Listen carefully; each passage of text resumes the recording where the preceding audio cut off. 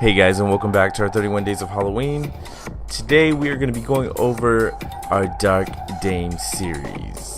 I mean, what would Halloween be without these dark beauties? First off, to kick off our Dark Dame series, we're going to be going over the look of the infamous and beautiful Vampira.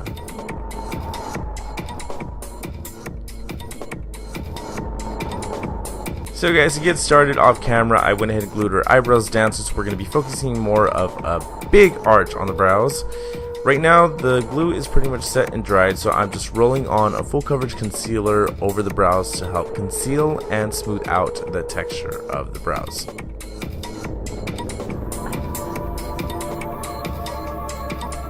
Notice I'm leaving a little bit of the front of the brow still visible. This is going to help give us a guideline of where to start our arched brow for the Vampira look. With a sponge, I'm going in and blending the outer edges of the full coverage concealer into the skin so it looks seamless. Big tip here, please use a dry sponge. I mean, the glue comes off really quick. It's washable glue. So if you use a moisture or any kind of moisture near it, like a wet sponge, you're just gonna have a hot mess and it's just not gonna stay put. After we're done with the brows, we're gonna go into the skin with some light tone foundation. I stuck with one of the lightest shades that I have in my kit, only to help create that flawless, shivering white pale skin that Vampira has.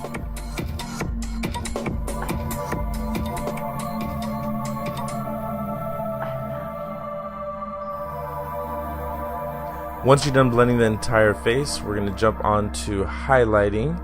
I'm going to use one of my favorite concealers that you see me constantly using. This is the Urban Decay concealer, and this one is in the tone Fair. I'm going to go ahead and use it under the eye and a little bit on the lid, because I like using this as an eyeshadow base as well.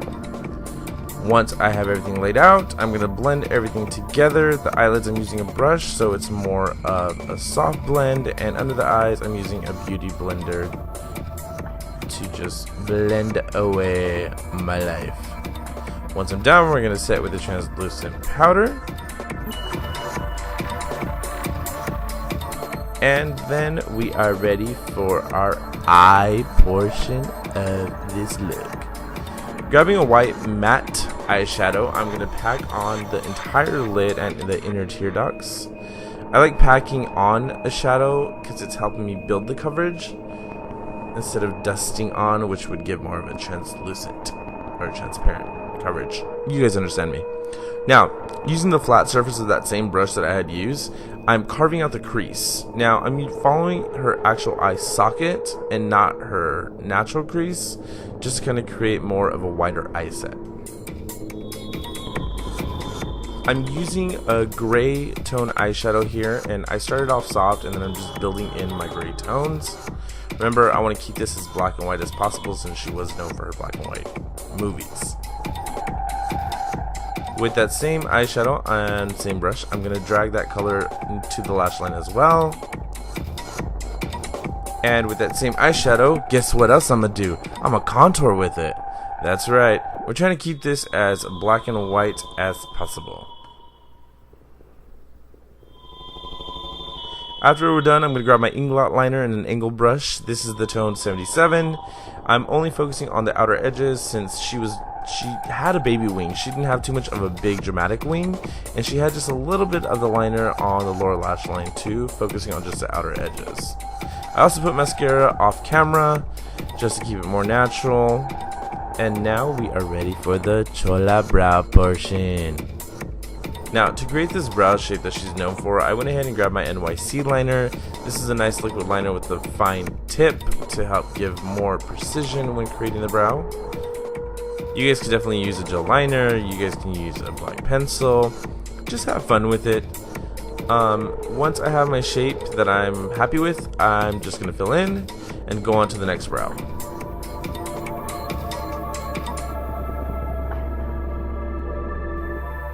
Now, this part was a little bit difficult for me. So, I know people say that eyebrows are supposed to look like sisters, not twins. In this case, mine did not look related whatsoever.